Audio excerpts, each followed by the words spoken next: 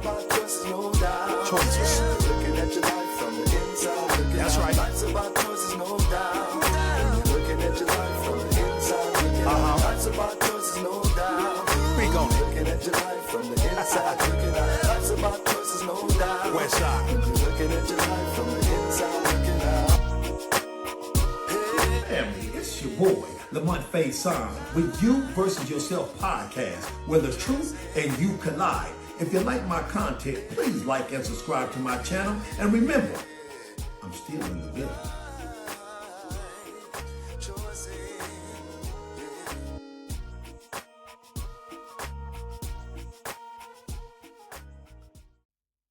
Family, it's your boy Lamonte Faison with another episode of You Versus Yourself podcast. And y'all already know I'm in the building. Listen, I'm about to blow your wigs back today because the conversation we're going to be talking about today is relationships and infidelity and all of the other stuff that go along with it. But listen, I didn't just show up alone today. I came up with some firepower with my girl relationship coach, Trey Kearney, is in the building. Trey, introduce yourself, lady. Talk to him. Hello, everybody. My name is Trey Kearney. I'm a certified life and relationship coach. I specialize in infidelity based on my own story from committing adultery on my husband and my ex-husband, and having to deal with the healing process of that and forgiving myself. And it just led me down a path of coaching folks into their best life and their best relationships. All right. Thank you, Trey. And we're definitely grateful to have you, especially when we're talking about relationships. As you mentioned earlier, you talked about infidelity and you doing that to your husband. How did that come about?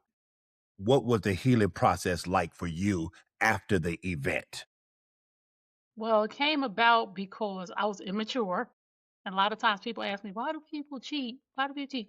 I think every person on the planet cheats because they are immature. That is it. And the way that they deal with it is in an immature manner. Now, there's things that cause us to cheat, and there's no excuse for anybody who ever cheated, because you should just leave. Let's get that clear before people start saying all of the craziness, Lamont. But there are cause and effect to people cheating. One, I was young. I never saw a healthy marriage. And two, I was craving time with my husband, and he was a workaholic, which in no way am I blaming him for my choice where I could not communicate effectively what I needed. He was a person who compensated with things. So I had the nice house, I had the ATVs, I had the pool, I had all of the things except his time, which left a crack in the door for someone who paid attention to me. Mm-hmm. And it was just a recipe for disaster once that attention came. Yes, I want to piggyback on something you said because I do believe there is a level of immaturity there. Again, I tell my story quite often, and I think it was 2005. I was cheating as with my wife. And one of the things that I will say that, yes, immaturity is involved, but there were some undercurrent issues as well that was going on within me that I didn't actually quite comprehend or understand. Again, these are reasons, not necessarily excuses. Yes. And now we're looking at this later on in life. I'm in my 50s now, so this happened when I was 20 something years old. But what I found out is that a lot of emotional things and turmoil was going on within me. And I was attempting to justify my behavior by those insecurities, those emotions that I was going through, and not really feeling like I had somebody else to talk to. And to cover up some of my insecurity myself, this made me feel powerful, Trey. It Yes. made me feel strong. Oh, I can go get another woman. I got women, But the truth of the matter is I was weak. Mm. And I was so insecure that the only thing that will allow me to feel good is, watch this, putting somebody else's heart at risk. Oh, yes. The interesting thing about it is I'm not sure if I felt any remorse until I went to therapy. Wow. Initially you say, oh yeah, well, I hurt that person and that's a bad thing, but it didn't really hit me until I sat down in therapy and began to deal with everything else that I was going through. As you know, Trey, I wrote a book called Unveiling the Mask of the Pretender. And I Yes. kind of talked about that in my book, praying on women in the church. Their vulnerability was my field of choice. I would seek them out like a lion stalking his prey. The Mm. truth of the matter, that was a weakness within me. And there was some insecurities there. And so I want to know, Trey, is it different when women cheat than men? Are the excuses different? Do you hear different things from both sides? I do hear different things, but the one thing I'm going to say is I think most people are filling a void, men and women. Somebody's not getting their need met. And again, we're saying this, myself, and I know I can speak for the mom. We're not saying there is ever an excuse for cheating, Mhm, but there is reality that we are human beings and we have feelings and we have emotions and we have needs. And when those needs fall on deaf ears enough times, mhm, people want that void filled. So I think that both men and women are both filling a void. Like you said, maybe there wasn't something you was getting from your wife, the attention, the something inside of you, that a void that was there before you even met her. mhm, Right? So there were voids in me before I even met my ex-husband that needed to be filled. The little girl in me wanted attention. mhm, You're pretty, you're this, you're that. So a lot of times most men and women are filling voids. Now there are some men in their dog phase. I don't like to call men dogs, but in that stage in their life where they're just dog behavior and they just need therapy and they need to know what's driving the behavior. For mhm, both men and women, again, I was filling a void. I know most of the men that I've coached, talked to outside, just at a bar, whatever, talking, most of the time it's like my wife won't sleep with me anymore. mhm, I don't know what to do. I don't want to lose my wife. I love my wife. I wrote this song, and in the song I say, I don't want somebody new. I just miss the old you. right. Men are and women, we're missing what got us together in the first place. Mhm, We do all of these things. We jump through all of these hoops to get a person. We convince this person that I'm your person. And then once we get them, years pass by and we don't give what we gave to get them. mhm, And women always say, I've grown. Of course you've grown. But those core things that you did to get that man, when that man walked up to you, if you wouldn't have cussed him out, you shouldn't be cussing him out now. Because if you would have cussed him out on day one, there would never been no marriage or no relationship. You know what I'm saying? So we forget about how we got where we are. And it's always a way to reconcile, even after infidelity. If we mhm, could just go back to the beginning mhm, and rekindle the flame and do what it is that we did to get that person. Again, I don't condone cheating, but there is reasons or excuses, whatever you want to call them, why people cheat. Like if you're not sleeping with your husband for 2 or 3 years and you don't want a divorce and you don't want him to cheat on you and you don't want to put out, what do you expect him to do? mhm, It's just a recipe for disaster. And I say this all the time. Affairs start long before the bedroom. mhm, People are longing, people have voids, and somebody at work start talking to you, hey, oh, you look nice to a woman or a man. Oh, your cologne smells good. And that person is craving something. mhm, When you're craving something, when you're thirsty, mhm, if absolutely. you throw a man or a woman in the desert and they thirsty long enough, they'll drink piss. If you Yes. put a cup out there, so your husband at a car wash with the girl who serves people and takes the money and she's engaging with him and complimenting him, or your wife at the mechanic shop, if you're not maintaining your relationship, not listen, we maintain everything else. We're gonna make sure that car get the maintenance. We're gonna make sure we upgrade that phone. But we don't maintain our relationships, Lamont. We Mhm, we don't. We don't go to therapy until it's the end, and then nobody wants to work through it. We should be in cycles of therapy every 3 months at least. Like you get your oil change. When mhm. you go get that oil change, you and your wife or you and your significant other should be going to a therapy session. We at 30,000 miles, babe. Let's check where we are. Because I at 100,000, the engine is blown and it's just time to get a whole new car because both people are exhausted. And somebody said this to me once: when divorce comes is when both people give up at the same time. mm, okay. I Because agree. usually one is fighting and the other's pulling away. And then that one come back and start fighting and the other's pulling away.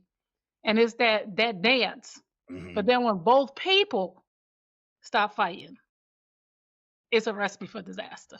It's interesting that we talk about reconciliation.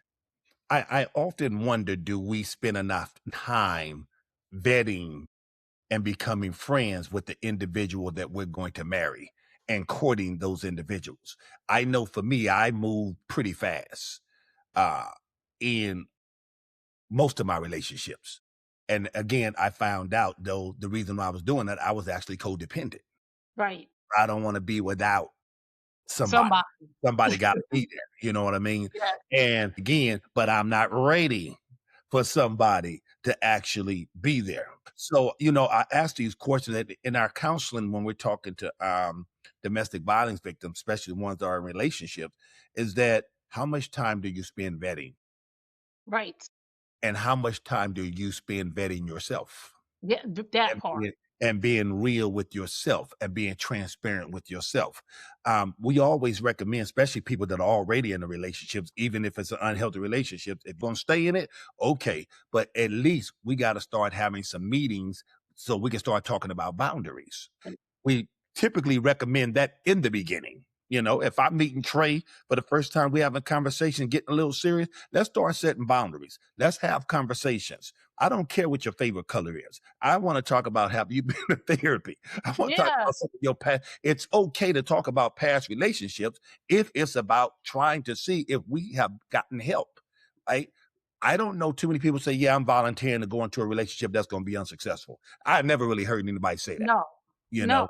And again, when we're talking about those voids and trying to fulfill those things from an external standpoint, that only internal things like the spirit, like psychotherapy, like Yes. therapy, like counseling, all of those things will do for your spirit or your soul. We're busy chasing the external things. Again, the house, the ATVs. He got me the Mercedes. He got me the flowers. He do all of those things, but he does not give me the number one thing that I believe I need, or she. That's attention. Yes. Again, not an excuse, but it may be a reason to move on. But Trey, I got a question for you. Is there a such thing in your coaching where people say, I grew out of love, or I'm no longer attracted to the person? We was used to work out together, staying in shape and taking care of ourselves. Yes. 2-3 years down the line, you let yourself go. Now I'm no longer attracted to you, but that girl at work, man, that girl in the gym, that girl looks beautiful. She smells good. I see her every day. Talk to me about those experiences if you have those in your coaching. Yes. I have to tell women all the time how he met you is what he likes. And we're so busy trying to stand our ground and not be submissive. Why would you not want to give the man who you're laying next to what he wants? If a man likes long hair, why would you bulge your head? And we're not talking about people who sick and lose their hair. That's off the table. That's unconditional love. If you are going through something and your hair falls out, but if you know that your man like long hair and you go bald your head, he's not going to be attracted to you because he's not attracted to women with short hair. We tell people when we first meet them is to tell the truth is the physical attraction. So the way that I see you right now, if I'm after you and it's that gray beard and that bald head, don't come home with no beard. I'm just being for real. Right. Because we're going to have a problem. Wait a minute. Hold on. What are we doing here? You have to have these conversations with your spouse, right? And No, Trey, because this is what they're going to say. You superficial, Trey. no, I'm It not ain't super. about the physical. That's what they're going to say. It ain't about the physical. No, it is about the physical because when you first walked up on me, you was in shape. Mm-hmm. You had a six pack, and I'm saying I'm gonna be 57 years old. I know some things have gone south on both of us, but you can maintain to a certain degree. You don't have to have a beer belly. Yes, You don't right. have to be 400 pounds, Correct. and vice versa. Mhm. Some men like a big woman. They like a woman with some meat on her bones, and some women like a man that's a big teddy bear. Then they're not attracted to a skinny man. So you go out here and lose 100 pounds. We got to be real serious about the attraction piece. It's not everything, but it's part of it. You Mhm. have to maintain what you were when you first met that person. I met my ex-husband, I was 17 years old. I was a tiny, skinny. I could probably wear girl size 16. But right now, I'm still physically attractive. I'm still the same, almost the same size I was. Of course, I've matured in my body. I've gone to the gym. I've done some things. But basically, what you see is the same person. Now, when I was pregnant, woo, I gained weight. I look like Fiona from Shrek. But soon after I had my boy, I was at the gym because I knew what my ex-husband liked. Mm-hmm. I didn't want to have to give him a reason to go have wandering eyes because men are visual creatures. Let me correct that. People are visual creatures. We all like what we like. So we have to stop saying unconditional love. Let me say this. There's a difference between unconditional love and unconditional attraction. Mm-hmm. I love you unconditionally, but my eyes won't lie to me. My eyes won't tell me that Lamont didn't shave his beard because I'm looking at you and I'm like, yo, dude, the beard, do not shave next week Right. unless it's your job. But if I met you like this, I'm gonna need this. Like my eyes ain't gonna lie to me and say Lamont then gained 150 pounds and he's sitting on the couch, or his feet stink. We have to be cognizant and aware of what our spouse wants. We have to have expectations. I have expectations for the person I'm gonna be with. Because people with expectations cause disappointment. No, life causes disappointment. I know I'm gonna be disappointed in some things. I have expectations. I expect a man to be this, or I expect a man to be that. And I have things that I don't accept because you get what you expect and you get what you accept. Mm-hmm. So I Absolutely. don't accept you cheating on me. And I expect you to maintain a job. I expect you to maintain your health. And life happens. Some things are beyond our control, but a lot of stuff, Lamont, is in our control. Going to the gym 3 days a week is in your control. Cleaning yourself is in your control. Getting you some foot powder for them feet, going to get a pedicure, that's in your control. I know you wear work boots, but don't come on to my, well, I work in my, no. We don't need to soak them things. We don't need to get you a weekly pedicure. We don't need some foot powder because some things could be worked out. But now if you come home and you just don't care, Mm-hmm. there's only so much I'm gonna take. Yeah. My guy friends, we have those conversations all the time. And one of the things that I know that in my mind, hygiene is important, right? Yes, Still get pedicures and manicure. I don't have to have a woman to do that. That's what I'm going to do for myself, right? But I'm also expecting that woman, however she showed up, and I'm looking for that. I'm looking for her hygiene. I'm looking for how she maintains herself. I'm looking, is she in this gym working out? Watch this. Before I meet her, I don't want, hey, babe, maybe you could take me to the gym. And no, I need you to be doing that before I meet you.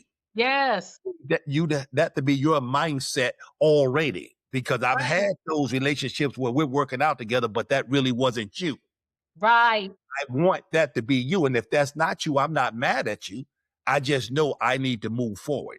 Being cognizant and conscious of where I'm at now in the industry that I'm in, I'm looking for healing. I was in a relationship with a person gossiped all the time, talking about people. Right. I can't deal with that, right? I cannot deal with that. So it's important for me to understand that not just maturity, but also are you in tune with personal growth and development? Is that on your radar? When you wake up in the morning, you don't need me to meditate with you. This is something that you already do.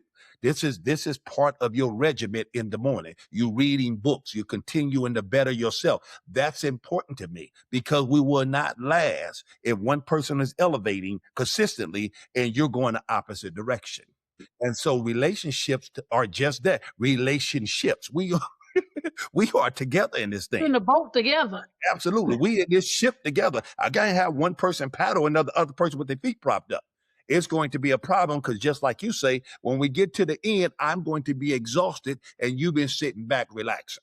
Chilling. Yeah. You It's know? it's important. It's important for us to know what we want. When I'm dating, I don't want you, if you smoke, it's enough. Mhm. Whatever you smoke. I don't cigars, weed. I'm not down for a smoker, and that's okay if you do, because somebody's gonna go smoke with you. Mhm. but I'm not. You know what Right. I'm saying? Like we have to know a man who wants to travel.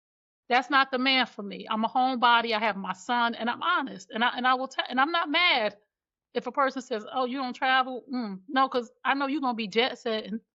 That ain't gonna work for us. So we have to know what we want in relationships for ourselves and not put it on the other person to develop that. Like you said, I'm a gym buff, so I could convince her, or a man who has multiple women.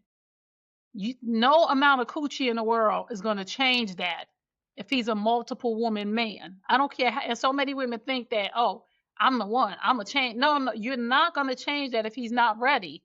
If that man wants to be with multiple women, that's what he gonna do, whether it's in front of you or behind your back. Now he'll lie and make you think you're the only one. But if you meet that man and he has multiple women, there's a conversation that needs to be had in the beginning. What are your intentions for relationship?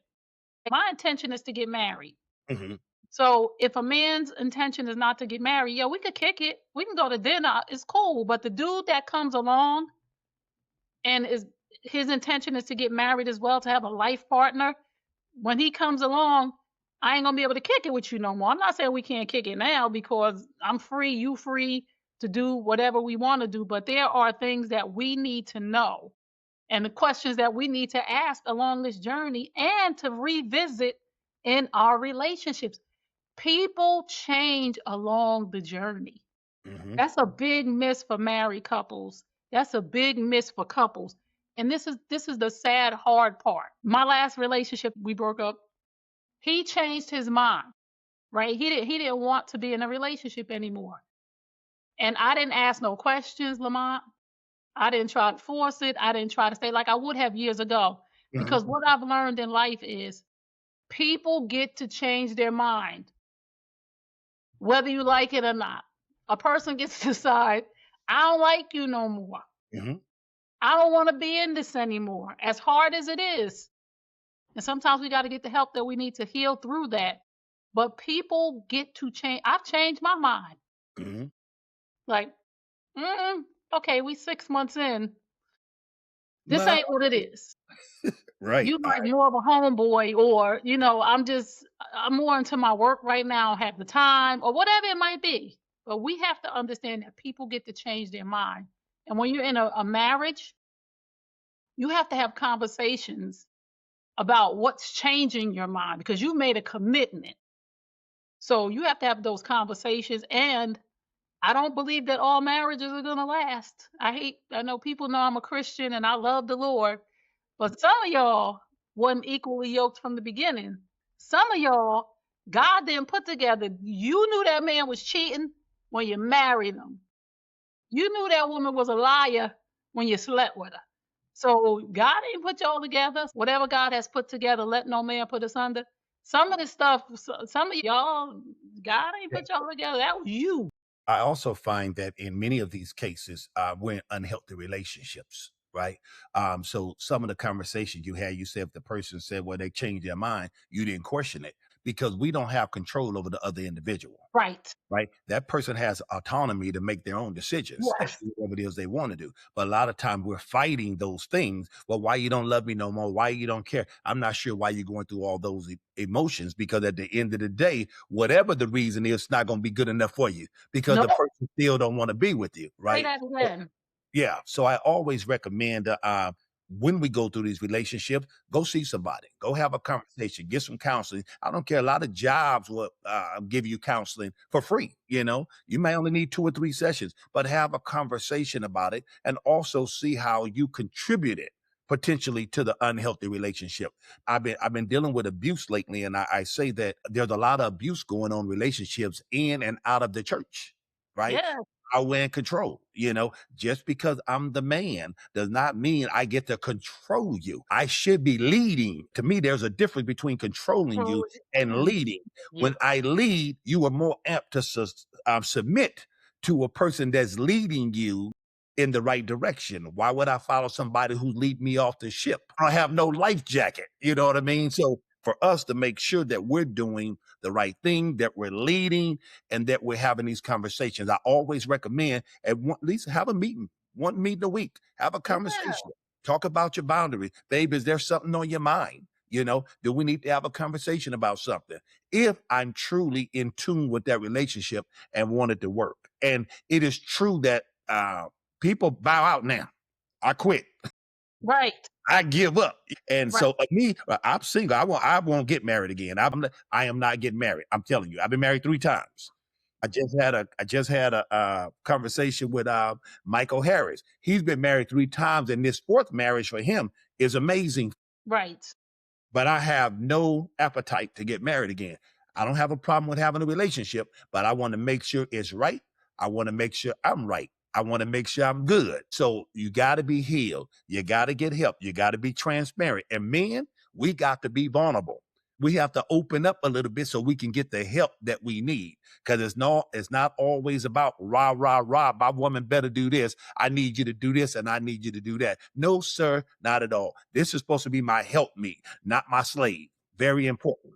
So, Trey, I'll give you the last word on relationships and what can we do to make them better? Let me just say this. You said something very powerful.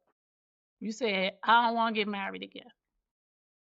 Women, when a man tells you he don't want to get married, when a man tells you he don't want no kids, listen. We hear what we want to hear as women. That's one thing about men. Men hear when a woman says whatever, or when anybody says whatever. Women hear what we want to hear, and we think that we can change that thing. Oh, he don't mean that. No, this man said, I don't want to get married again. Not saying that your mind might not change. The white woman might come along and you might be like, you know what? This might be it. But you saying that to me now should not be a challenge for me to say, oh, let me challenge that. So in relationships, again, the main thing about relationships is we need to maintain them from the beginning to the end. Your relationship needs maintenance, like your car, like your refrigerator, like your vacuum cleaner, like your phone. And at the end of the day, the only time that should dissolve is if you have tried everything to fix it. Like you ever have an iPhone? I don't know if you're Android, iPhone, whatever phone, and you do everything. Because once I get a phone, I don't ever want to change it because then you got to go through all of the updates and new phone. I want my phone to work. So I will work as hard as I can. I will go get the screen fixed, it's cracked. I will go get the camera fixed, it's bad. I will go buy a new case. I will do all the things to make this phone work until there's nothing I can do about it. I have exhausted every possibility. And for marriages, you should exhaust every divorce should be your last option. Just like you wouldn't change your car engine light on, you don't go get a new car. Unless that engine is blown, you don't go just get another $35,000 car. So we have to maintain our relationships like we maintain the things in our life. Any relationship can be restored if 2 people are working on themselves. When 2 people come together, that's the best, highest version of themselves. That's when you'll have a successful relationship. It's pointing fingers. You. No. If you doing what you're supposed to do 100%, and like you said, Lamont, and you going here, and this person, it's not meant to be. But if both of y'all are constantly growing in the best, highest version of yourself, and both of y'all are both sick of the nonsense out here in these streets, boom, successful relationship. Absolutely. Listen, family, did y'all hear what she said? She said, do some maintenance on your relationship. Get that oil change. In 3,000 miles, do a relationship check. Let's see where we're at. All right. I want to thank my guest, Trey Kearney, in the building, certified relationship coach. I appreciate you coming on the show. And again, I appreciate your wisdom. And ladies, please, again, if he or she does not want to get married, please don't go challenge that. You may be disappointed. Once again, I am your host, Lamonte Faison. And as usual, I was in the building. Until next time, being calm is cool.